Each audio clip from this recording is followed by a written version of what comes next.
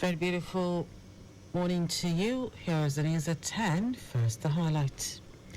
Governor Sanwo-Olu sues for relaxation of tertiary education trust fund guidelines for state-owned universities. Nigerian Meteorological Agency unveils global learning management system. On the foreign scene, Uruguay-bound plane makes emergency landing in Brazil after running into strong turbulence. And in sports, Portugal defeats Slovenia on penalties to reach Euro 2024 quarterfinals. Now the details. I am Dele Agadumo. Lagos State Governor Babajide Sanwo-Olu has appealed to Tertiary Education Trust Fund (TET Fund) to relax some of its guidelines to enable the state-owned universities access the 4.5 billion naira intervention fund between 2017 to 2023. Governor Sanwo-Olu made the appeal when the House of Representatives Committee on TET Fund, chaired by Honorable Miriam Onoha, paid him a courtesy visit at the Lagos House, Ikeja. The governor thanked the committee for undertaking the national assignment and its commitment to identifying the gap and issues as it embarked on surgical analysis to resolve the over 4.5 billion naira unaccessed TED Fund's intervention fund for Lagos State tertiary institutions domiciled at the Central Bank of Nigeria. Governor Sanwo-Olu also said the government is proactively positioning the state tertiary institutions and making students fit into the future of the labour market. They are the ones that have brought out the app, and they are the ones that have said we want to remove all the red tapes because we want the impact of this oversight to truly really feel the impact, and for those institutions to really have the benefit of what the intended, of these funds are. Of no use are we, just keeping money in CBN and it has not met the needs of the higher institutions that they were set for and the impact that it will have on our educational system. Earlier, the Chairman, House Committee on TET Fund, Miriam Onoha, noted that unaccessed TET Fund intervention funds by Nigerian universities in the last years is to the tune of 200 billion naira. She urged the leadership of Lagos tertiary institutions to make necessary documents available to access the funds for infrastructural development and staff trainings, among others, while the committee will go round all states as Lagos is the pilot. She urged the leadership of Lagos tertiary institutions to make necessary documents available to access the funds for infrastructural development and staff trainings, among others, while the committee will go round all states as Lagos is the pilot. To ensure that the value for money will not be lost and that taxpayers' money will be put to good use. From 2017, 2020 to 2023, the amounts that have been allocated to embark on those intervention programs have been eroded by the growing economic and inflationary needs. So the House resolved that within these 6 months would come with a technical team, the relevant state fund department, to state-by-state visit and call it like a mobile clinic. On his part, Commissioner for Tertiary Education, Tolani Sule, noted that the regulations and guidelines of TET Fund were the major challenges for accessing the intervention funds by Lagos universities.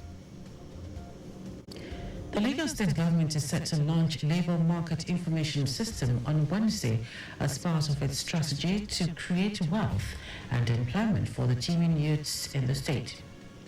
Acting Executive Secretary, Lagos State Employment Trust Fund, LSETF, Feishayo Alayode, made this known at a pre-event press briefing at Alausa for the upcoming LSETF Summit.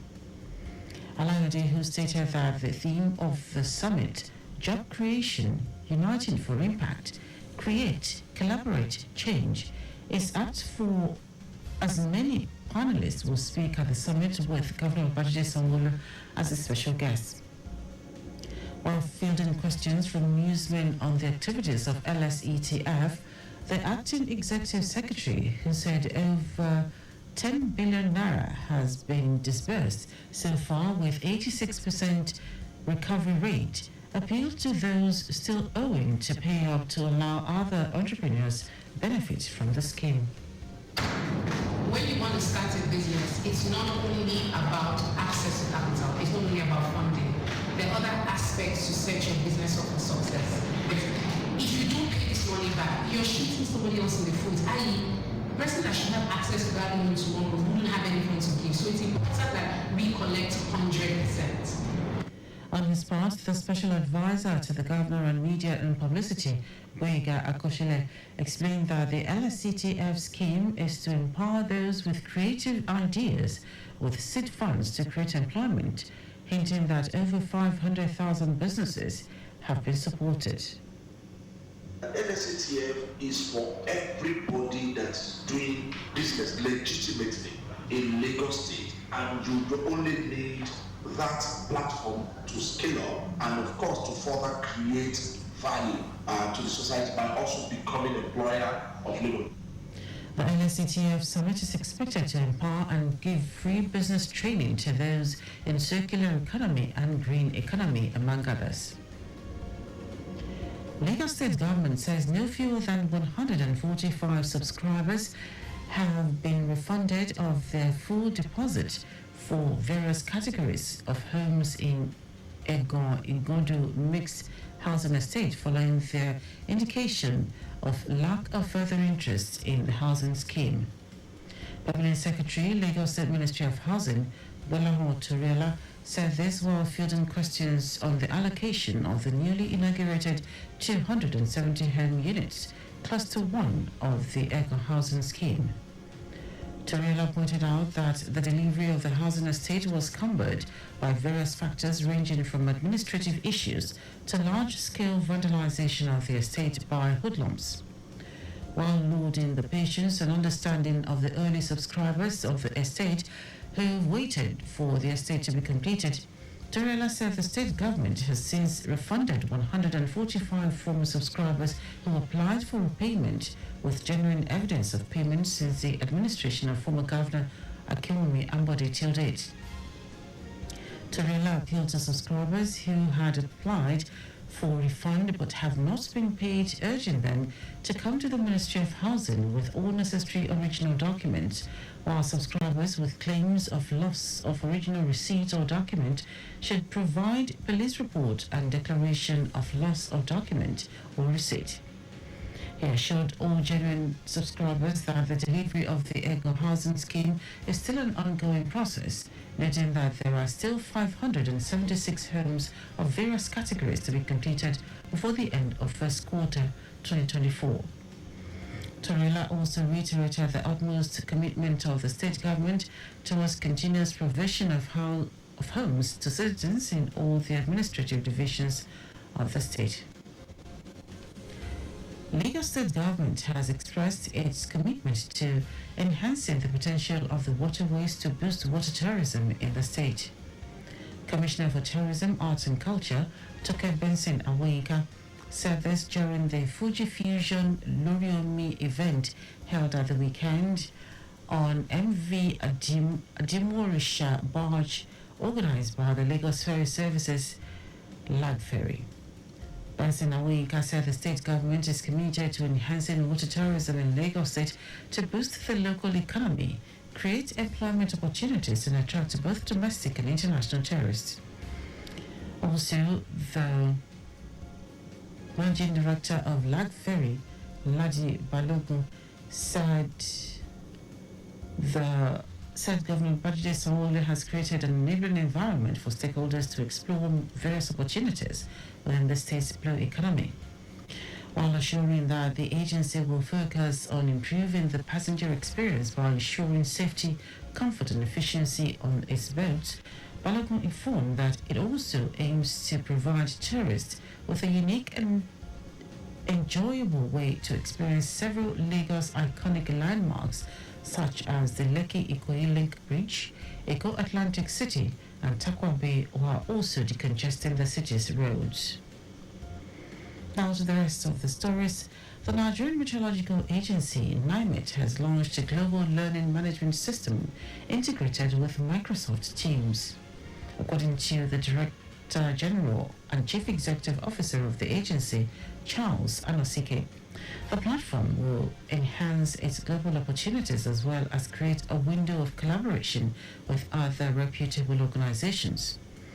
And as CK said, the platform is aimed at significantly boosting capacity building development among its personnel as well as driving the online interactive training arms of the agency.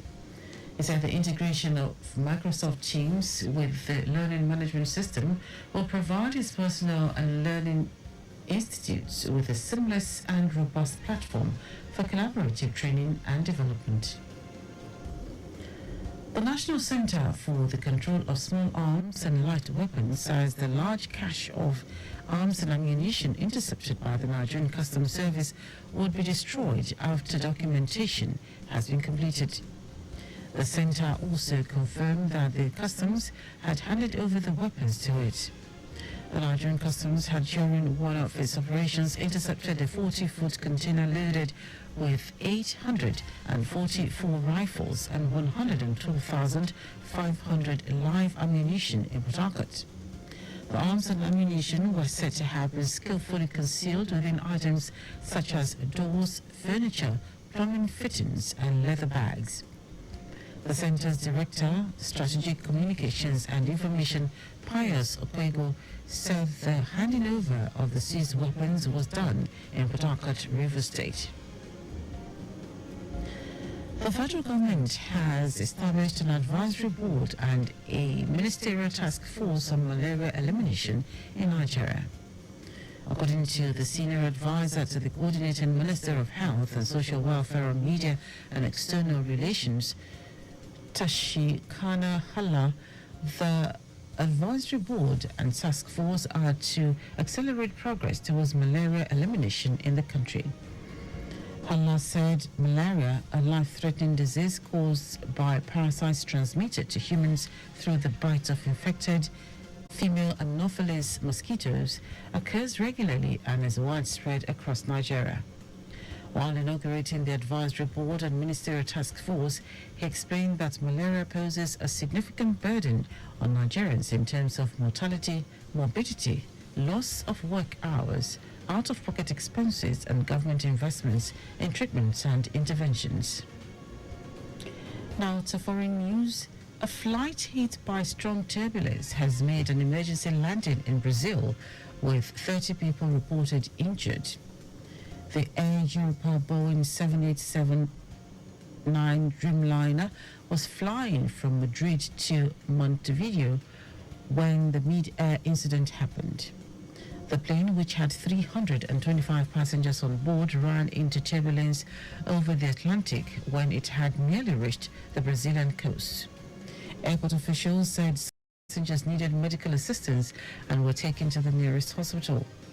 The incident comes weeks after a Singapore Airlines flight was subjected to severe turbulence over Myanmar, leading to dozens of injuries and the death of a British man. In sports, Portugal has defeated Slovenia on penalties to reach the Euro 2024 quarterfinals of Euro 2024. The game was decided via penalty shootout after 120 minutes of football failed to produce a goal, with Portugal winning 3-0, and Diogo Costa was the hero as he saved 3 spot kicks. Cristiano Ronaldo was presented with the opportunity of giving Portugal the lead in the 105th minute in extra time, but saw his effort saved by Slovenia goalkeeper Jan Oblak. Also, Manchester United captain Bruno Fernandes got Portugal's second, while Manchester City's Bernardo Silva netted the winning spot kick. Following the team's progress into the quarterfinals, Portugal will take on France. And that was on News at 10. Just before we go, speed thrills but kills. Please do not drive beyond specified speed limits. You can follow us and like all our various social media platforms: X Traffic Radio 961, Facebook Lagos Traffic Radio 96.1 FM, Instagram Lagos Traffic Radio 961. Subscribe and watch our news and programs live on YouTube at Traffic Radio 961. You can also visit our website at trafficradio961.ng. Did you know the Sanwo-Olu administration in 100 high medium capacity buses for standard routes. You can get more details on the Lagos State Government website. To end the news are the highlights of the major stories. Lagos State Governor Babajide Sanwo-Olu has appealed to Tertiary Education Trust Fund (TET Fund) to relax some of its guidelines to enable the state-owned universities access the 4.5 billion naira intervention fund between 2017 to 2023. The Nigerian Meteorological Agency (NIMET) has launched a global learning management system integrated with Microsoft Teams. We also told you that a flight hit by strong turbulence has made an emergency landing in Brazil, with 30 people reported injured. And in sport, Portugal has defeated Slovenia on penalties to reach the Euro 2024 quarterfinals. For contact with the newsroom, send a message to info@trafficradio961.ng. That is the news broadcast compiled by Zainab Adebeshi. I'm Dele Agadumo. Good morning. Thank you for listening.